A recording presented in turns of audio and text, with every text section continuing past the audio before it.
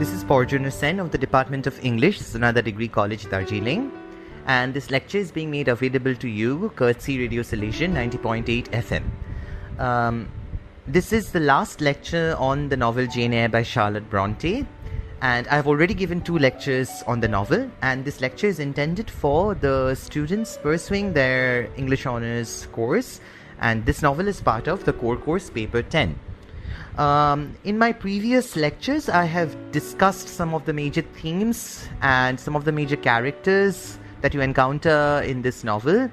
And today I'm going to begin this lecture by talking about something with which I had hinted at during my previous lecture, the fact that Jane Eyre can be read as a feminist text, okay? And I also remember mentioning to you how the novel Jane Eyre has been retold and reappropriated by second wave feminism, in particular the 1966 novel called Wide Sargasso Sea by the Dominica-born British author Jean Rhys, which is a feminist and anti-colonial response to Charlotte Bronte's novel. Okay, Charlotte Bronte's novel is written in 1847 and Jean Rhys is writing in 1966. So Jean Rhys' novel is a second wave feminist retelling of the story of Jane Eyre, and I'll be coming to Jean Rhys' novel in a while. We need to discuss this novel, especially when we are talking about Jane Eyre as a feminist text. But before that, let me return to Charlotte Bronte's novel and discuss the novel itself as a feminist text. I have already told you that rights of women during the Victorian period were very severely restricted. Women did not have the right to vote. Women did not have the right to inherit property. Voting right for women comes only with the suffragist movement, which is happening in the early 20th century. And this is an example of first wave feminism, liberal feminism, and feminists are fighting for equality with men. They're fighting for the right to universal adult franchisee, the right to vote, and the right to inherit property. Okay, so at the time that Jane Eyre was written, an educated woman, especially an educated woman from a humble background, from a working class background, all that she could expect to become was a governess. Okay, and we see that Jane, after she's educated at Lowood Institution, which is a charity school for girls, as I've outlined in my previous lecture to you. She responds to this advertisement, which she reads by Alice Fairfax, the housekeeper of Thornfield Hall, and she takes up the opportunity of becoming a governess to Adele Warrens, okay, who is Mr. Edward Fairfax Rochester's ward, okay. And the story, the novel documents Jane's journey from her working class background to aristocracy, okay. She marries into aristocracy, but once again remember that the marriage is on her own terms, okay.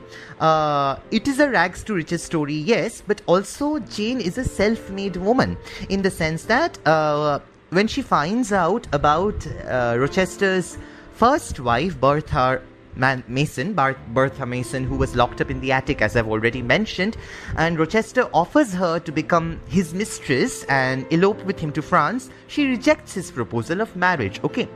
Also, when you go through the novel, you will see that there are various examples of banters between the two, okay. Rochester is sarcastic towards Jane. Initially, before Jane saves his life from the fire incident, Rochester is sarcastic towards Jane, and in a way he's also a very patriarchal figure. He's trying to put her down, put her in her place. And although Jane is socially inferior to him in terms of position, in terms of class, she does not think that she is his unequal. She's unequal to him, she thinks that she's equal to him in terms of education, okay. And this is very crucial. She's able to stand her own and respond back to him, okay.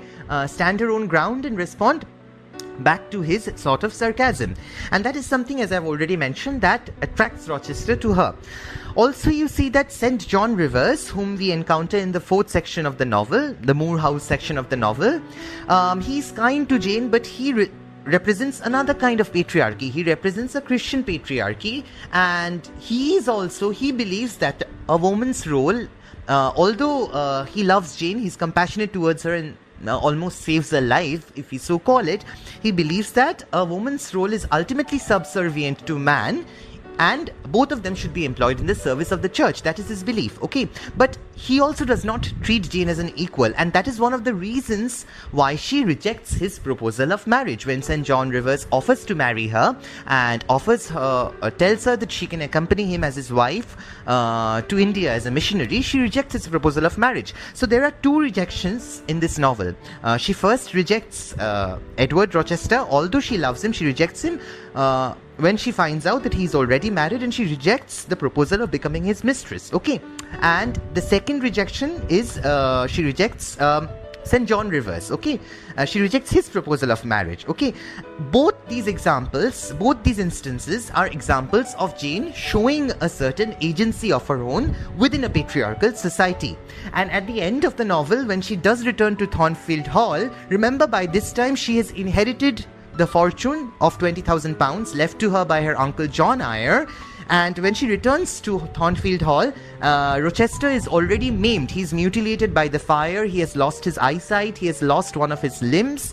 And still she chooses to marry him. So now that she's his social equal, in terms of inheritance, she chooses to marry him as an equal. And this is something crucial. Although the novel ends with a sort of heteropatriarchal marriage, nonetheless the marriage is on Jane's own terms. So in that sense, she can be interpreted as a feminist of sorts, as a proto-feminist, or the novel can be seen in a feminist light, where Jane is moving from a working class background and she's moving into aristocracy, okay? And this journey is on her own terms. This journey is a self-made journey, okay? This is something that you must remember, okay?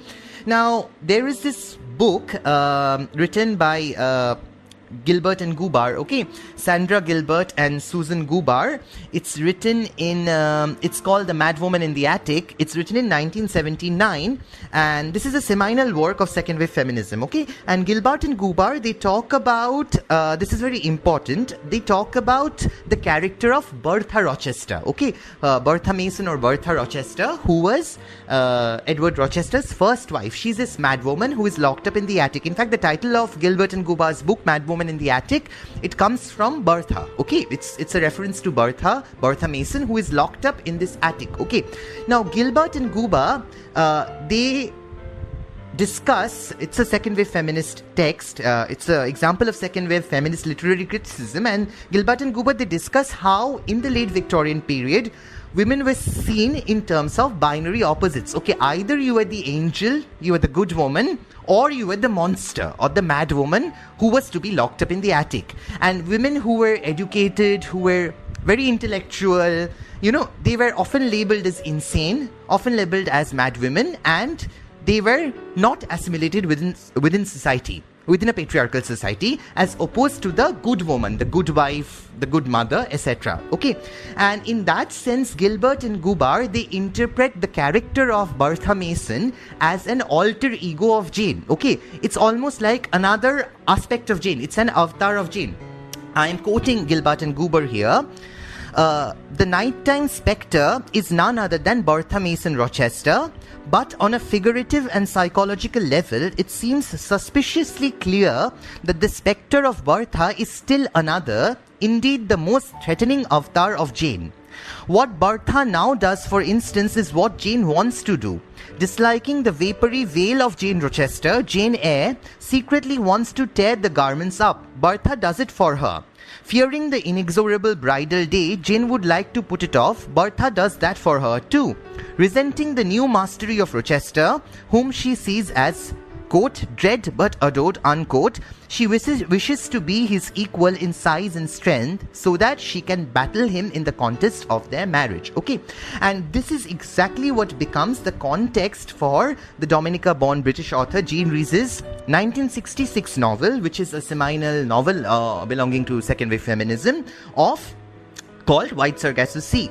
And Jean Rhys is tracing the genealogy of Bertha Mason Rochester. Okay, her name is Antoinette Causeway, and she's a Creole heiress. Okay, Antoinette Causeway is Jean Rhys's version of Bronte's devilish mad woman in the attic, and in a way you will see that Jean Rhys's retelling of Jane Eyre is a feminist post-colonial sort of feminist and post-colonial both retelling of Charlotte Bronte's novel, and what we see is Jane's liberation, her liberation from her working class roots into aristocracy. It comes at the cost of the effacing or the erasing of the subjectivity of Bertha Rochester, okay, or Bertha Mason or Antoinette Cosway, whichever name you choose to use, okay. It's almost like, and if you see the two as two sides of the same coin, it's almost as if a certain agency Jane has to give up in order to assimilate within this patriarchal society. So this is a crucial point you have to remember, okay. On the one hand, while Jane is definitely a feminist figure in the sense that she's a self-made woman who climbs the social ladder, the ladder of social hierarchy, and negotiates with patriarchy on her own terms, at the same time, Antoinette or Bertha, she's killed off at the end of the novel by jumping into the fire. Okay, so this is a crucial thing that you need to remember. Okay, now very briefly on the narrative technique of the novel, I told you that the novel is written in the first person narrative. It employs the first person point of view, and it is written from the perspective of Jane. So Jane is the eye of the story.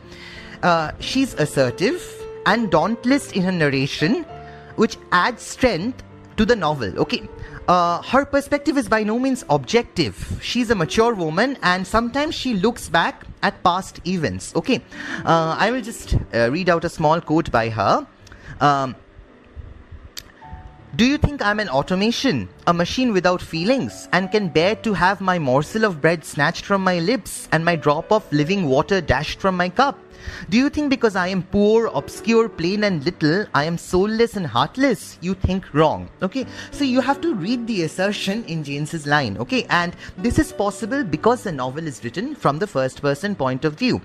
First person narrative is, as you know, when the story is narrated by a single person reflecting on that person's life or events, okay, that the person is witnessing or experiencing, okay. And the full title of the novel is Jane Eyre, an autobiography. So in a way it is written from Jane's perspective, yes, but in a way it's as though Bronte is writing Jane's autobiography. Okay, so she's a fictional character, of course, but she seems almost too real in this novel. Okay, also another point, remember, is Jane Eyre's power of using her speech to gain control within this fictional patriarchal society is a successful demonstration of the politics of voice. Remember this word, politics of voice. This is how Jane Eyre uses her voice to overpower the voices of the male figures around her, particularly the figures of, as I've discussed, Edward Fairfax Rochester and later St. John Rivers. Okay, so this politics of voice, it is possible by Bronte's deployment of the first person narrative technique in this novel. Okay, another thing which you need to remember is that although this novel is a Bildungsroman, as I've mentioned in my very first lecture, it's a growth novel. It documents the emotional, the psychological and the physical journey or the growth of Jane.